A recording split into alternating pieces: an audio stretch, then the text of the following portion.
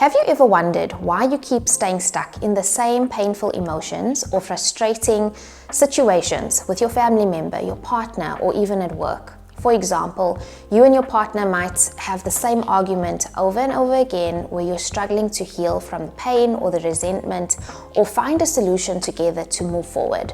Or maybe it's a family member that you stay silent around because you're afraid of how they will react if you speak your mind.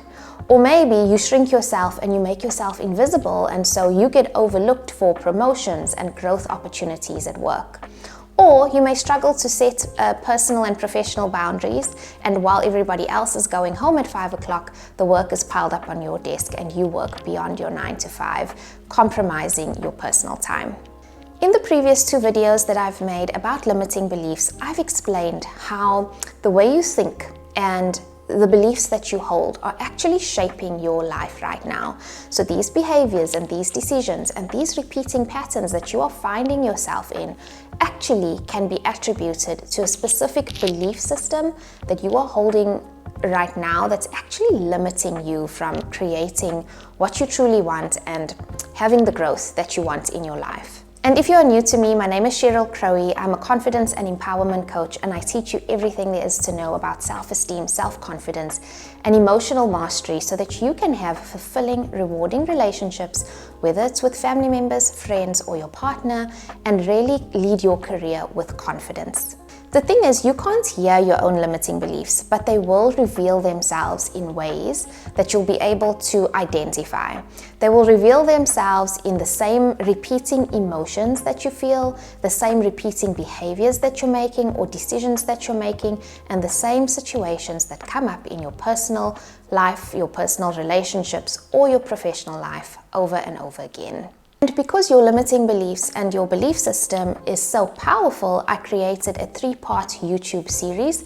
So before watching this video, do go back and watch the previous 2 videos. The first one is all about the dangers of limiting beliefs that you need to know. The second one is understanding why your limiting beliefs stay hidden and unconscious to you.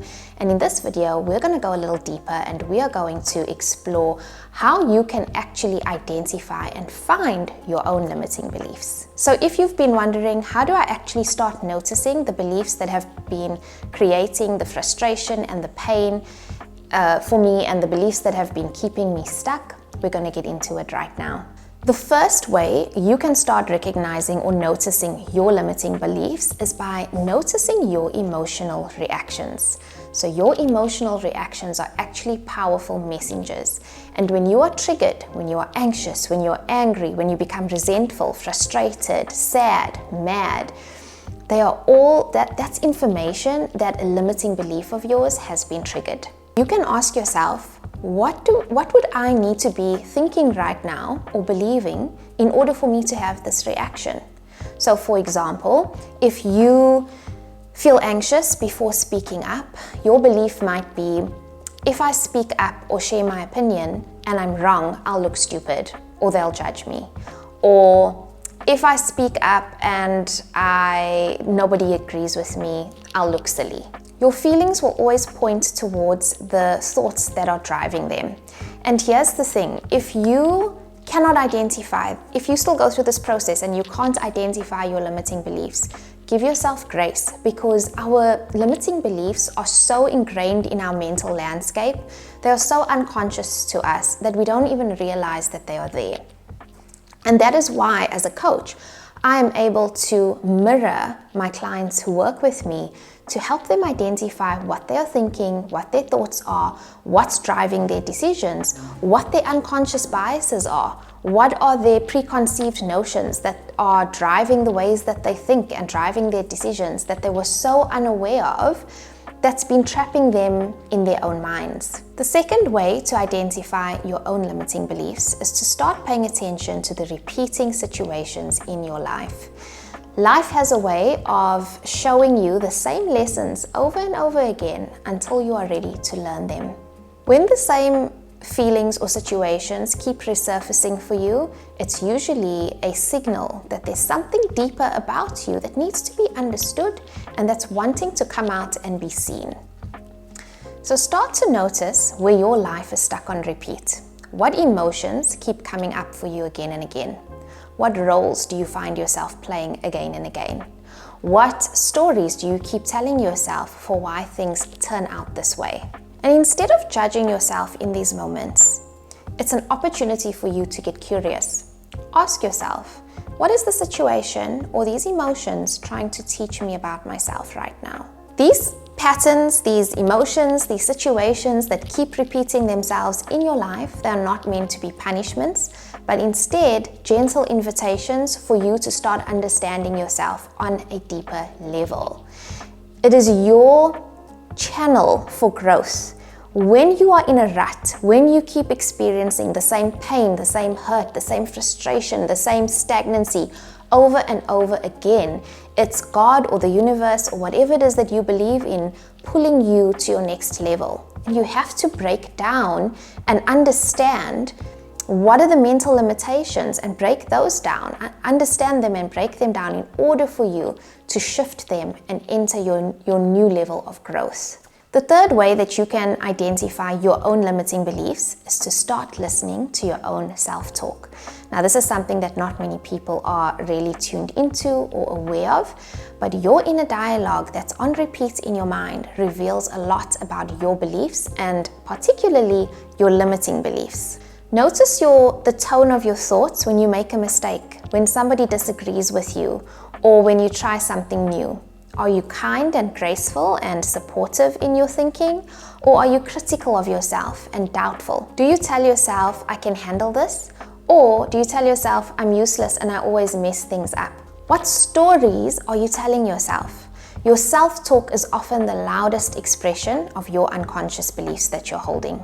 The fourth way that you can identify your own limiting beliefs is to reflect on where they may have come from. So most of your limiting beliefs or unconscious beliefs were developed early in your life, most probably in childhood, and they were absorbed at times where you could have felt unseen, unheard, dismissed, ignored, overlooked.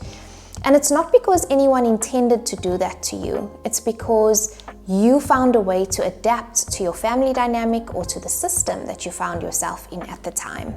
So if you were praised for being the quiet and easy one, like I was, then you may have developed the belief that your needs are inconvenient. If you were criticized for speaking up, or if a parent became defensive when you spoke your mind, then you may have learned that it's easier or it's safer to stay silent.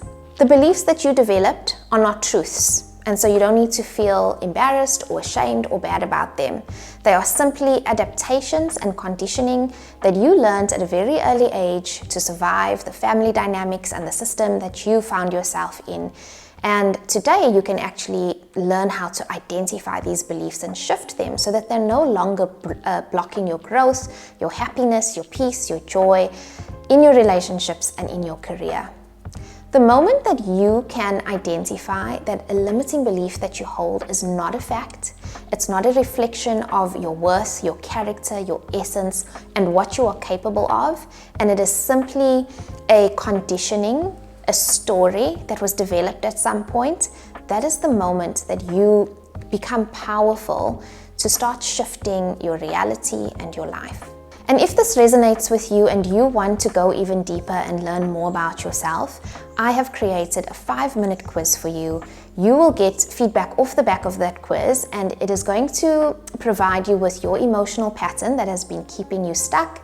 It is going to help you understand why growth has been so hard despite you trying your best and giving your best efforts. And it is going to give you first, simple, actionable, practical steps to start moving forward so that you can get unstuck now. The link for the quiz is in the description box below.